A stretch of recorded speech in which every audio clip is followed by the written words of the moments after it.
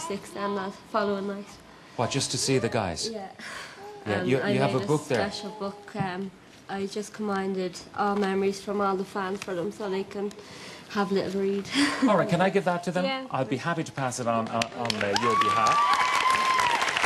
And Bevan, you are so dedicated to Westlife. You've done something that I don't think any other woman has done. No. What have you done? Tell us. I had tattoos done in 2004. In 2004? Yeah. Tattoos? Yes, I did. Is it somewhere that we can talk about that you had the... Yes, it is, yeah. Well, Germany, yes.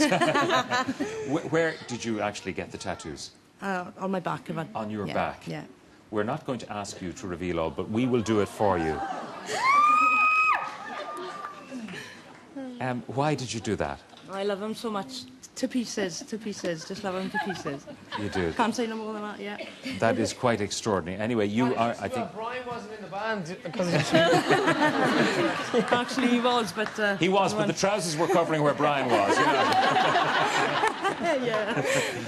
All right, oh, my God.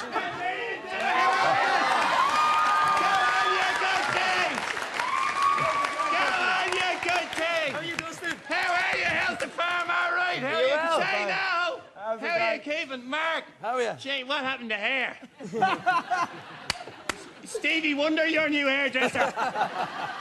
Was that for Teleton? God, you're having a laugh. That's not a real haircut, is it? How are you, Keane? How are you? How are you, Yeah, Dustin? brutal rubbish, yeah. And Nicky?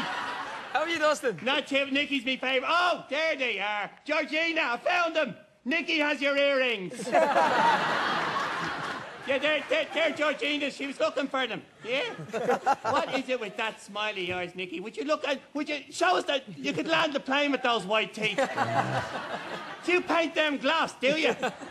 Would you look at hi, Georgina? Dustin, don't be so rude. Well, I'm not being rude. I've just come along to congratulate. Well, actually, the truth of the matter is, Pat said he was celebrating the biggest band from Sligo. I actually thought it was Dervish. No. Just came along to laugh at them getting no points in the Eurovision. No, well, it's brilliant. I'm a big fan. Dustin, big fan, yeah. can I just say it's very nice to see you that you've survived another Christmas. Yeah. Isn't it great? And likewise back to you, Pat, being a bigger turkey.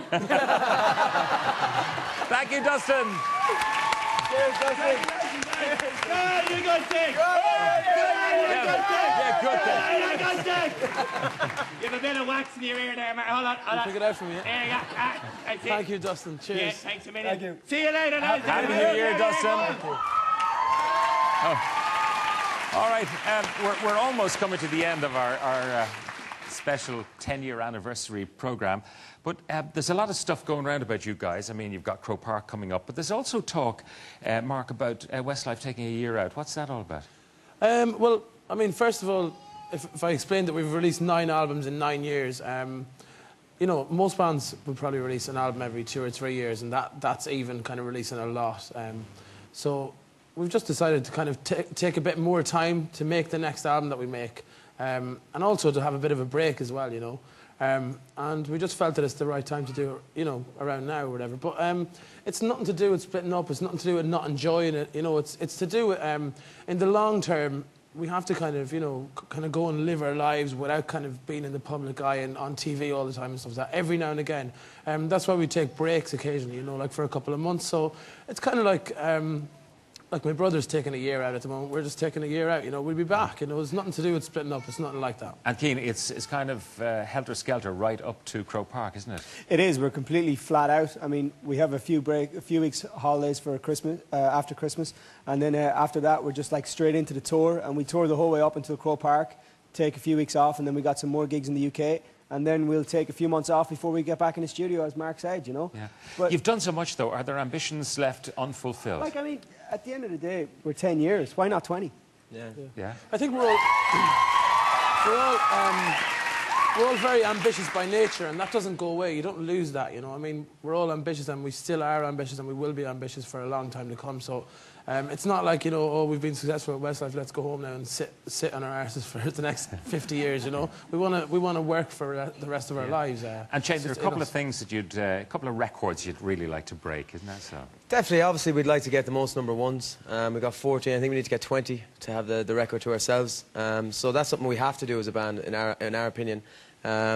obviously we'd always like to go back to America as well. You know, we're talking about it for the next album. I think that's why we're taking time for the next album. Simon Cowley really wants to bring us to America for our next album. So, you know, we've a lot of big plans, and hopefully we'll be back here in 10 years doing our 20th anniversary. Yeah, and I hope I'm still around to welcome you. Yeah, that whole thing of the American challenge, Nicky, is it something that weighs in upon you? I mean, in virtually every continent where people listen to pop music, you guys are big. Is America still that? Yeah, I mean, it's still something that it just bugs us, you know. I think it's nothing to do with the American public not liking our songs or anything like that. It's more politics within the actual music industry, you know, radio stations not playing a boy band. So I think the older we get, the more it actually works in our favour that, you know, that we can actually break the stakes. You know, Swear It Again back 9 years ago, or nearly 10 years ago now, sold 500,000 singles and was number 20 on Billboard. So we kind of had our foot in the door at one point, and we never went back. But like Shane said there, we got kicked out. As Shane said there, you know, as soon as we get quality enough songs with a label that's going to take the risk on us, and the plan is right, we go over there, we do the right TV shows, then I think it will happen for us. So it's going to happen. All right, you're going to do one more song. What do you